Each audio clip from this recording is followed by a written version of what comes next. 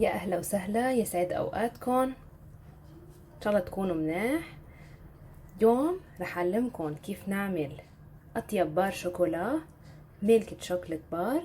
رح أعلمكم إياها بطريقة كتير سهلة، ورح أعلمكم السر كيف تعملوه بطريقة تشبه المحلات، حتى حتبطلوا بحاجة إنكم تشتروه من برا. شايفين ما أحلى؟ فيكم بكل بساطة تعملوه بالبيت وما بقى تشتروه من برا. هلأ خلينا نبلش وصفتنا سوا، وتابعوني لأنه رح أعلمكم السر اللي بيستعملوها بالمحلات لتطلع معكم غير شكل. يسعد أوقاتكم، بتمنى تكونوا بخير. رح نعمل اليوم بار شوكولا، بس ما رح نعمله دارك، رح نعمله ميلك شوكولا. يعني حيكون لونه بني، بس مش بني غامق كتير، لأن رح نحط فيه حليب. لنعمل بار الشوكولا بالبيت بطريقة كتير سهلة، بدنا ربع كوب زبدة دايبة، بدنا معلقتين كبار سكر بودرة، بدنا معلقة ونص كبيرة كاكاو غير محلى، وبدنا معلقة صغيرة حليب بودرة. هيدول هن المكونات بكل بساطة. هلا خلينا نشوف كيف رح نعمل هالبار الشوكولا سوا، وكيف رح علمكن السر لحتى يطلع معنا بار الشوكولا مثل ما بنشتريه من المحلات. اولا منجيب اي طنجرة عنا اياها، او حتى بريق شاي كبير، ومنجيب جاط بيتحمل حرارة. اول شي بدنا نعمله، بدنا نحط الزبدة اللي هي اصلا سايحة. يعني وصفتنا لليوم ما رح تاخد ابدا معنا وقت. رح نحط الزبدة ونحط معها كمان السكر البودرة،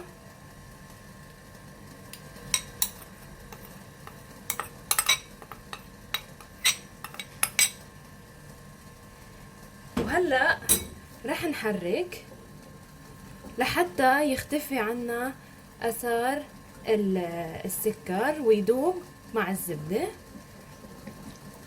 وطبعا ما بدنا نخلي اي تكتلات، والنار تحت المي، يعني المطلوب النار تكون متوسطة، بس المي اوريدي تكون اصلا كانت عم تغلي.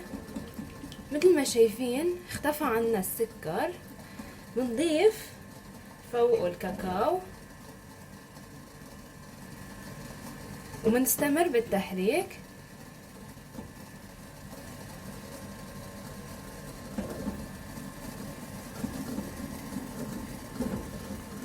نستمر بالتحريك لحتى يختفي كل اثار الشوكولا. طبعا كله هيدا على السخن رح يدوب، ما تعتلوا هم. مثل ما شايفين نستمر بالتحريك. بما انه اختفى عنا الشوكولا كلياته داب، هلا بنضيف المكون الاخير يلي هو معلقة الحليب،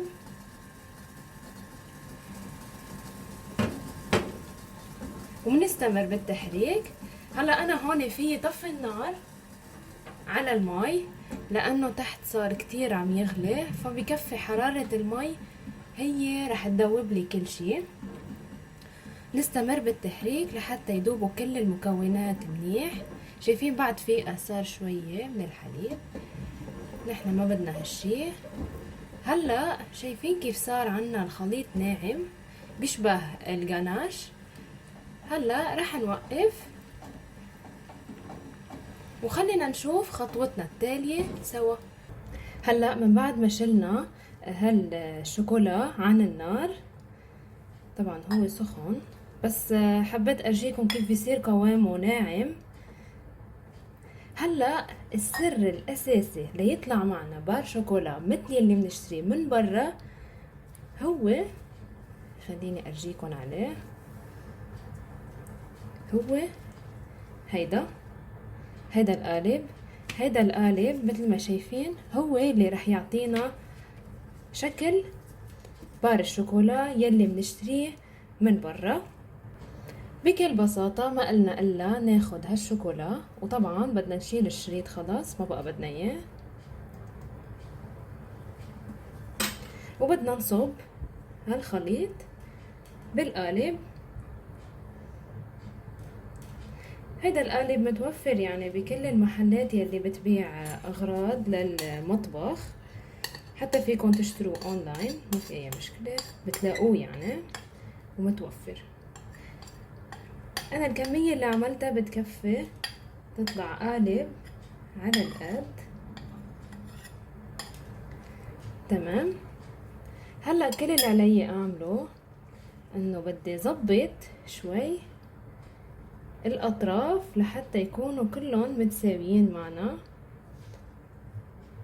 مثل ما شايفين، يعني طلعوا على القد. هلا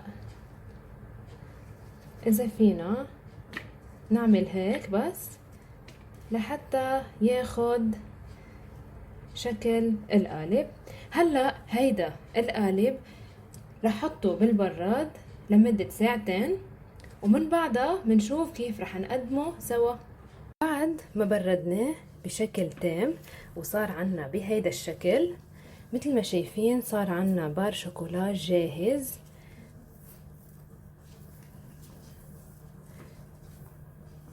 وطبعا بحب شير لشغلة، كل ما كانت نوع الزبدة منيح كل ما كان احسن واحسن.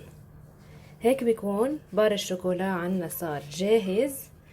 انا ظهرته قبل بوقت بس عشان ارجيكم كيف تقدروا تتحكموا فيه بكل سهولة. هيك بيكون بار الشوكولا عنا صار جاهز انه نستعمله باي شي نحنا بدنا اياه، ومن دون حاجتنا انه نشتريه من برا. هيك بتكون وصفتنا لليوم خلصت. بتمنى تكونوا حبيتوها، وبتمنى تجربوها وتعطوني رأيكم فيها، وانا بشوفكم بوصفة بعد اطيب واطيب. وكمان بس ما تنسوا اذا بعد ما اشتركتوا بالشانل تعملوا سبسكرايب ولايك، واذا عندكم اي تعليق بهمني اعرفه بكومنت، وانا بشوفكم بوصفة بعد اطيب واطيب. ميرسي.